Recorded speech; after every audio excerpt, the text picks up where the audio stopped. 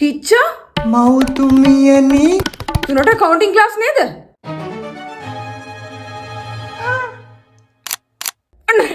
අනේ අපේ හිච්ච කාමරේට දුවලා ගිහින් ක්ලාස් එකට ජොයින් වෙනවා. මෙහෙම කතන්දරයක් දන්නේ නැති හිච්චගේ තාත්තා කාමරේ දොර ගාවට එනවා. හිච්චා අද වොෂ්රූම් ගියාද?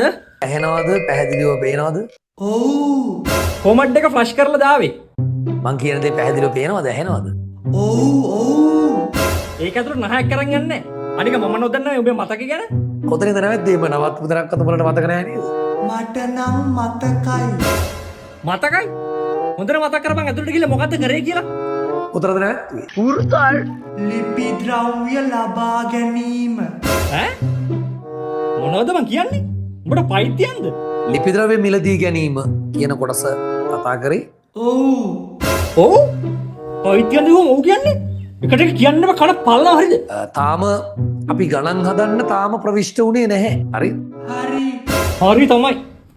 මේ ලෝකයක අවංකව ළමයෙක්ගේ සාර්ථකත්වයක් දකින්න මහන්සිනේ තුන්ගොල්ලයි. අම්මයි තාත්තයි ගුරුවරු. ඒ තුන්ගොල්ලන්ට ගරු කරන පුරුදු වෙනවා. ඕක නෙවෙයිනේ තුන. ඈ? උඹ වෙනවද මට උගන්නන්න? ගියාම බලන්න තව කවුද එහෙනම් ළමයාගේ සාර්ථකත්වයට මහන්සි වෙන්නේ කියලා? බැංකු ණය. බැංකු ණය? හිච්චා ඔබ මාව විහිළුවකට ගත්තද? ආයක තුනද? ඔව්. මට බෑ ඩැඩි. පියතුමනි. Acabou.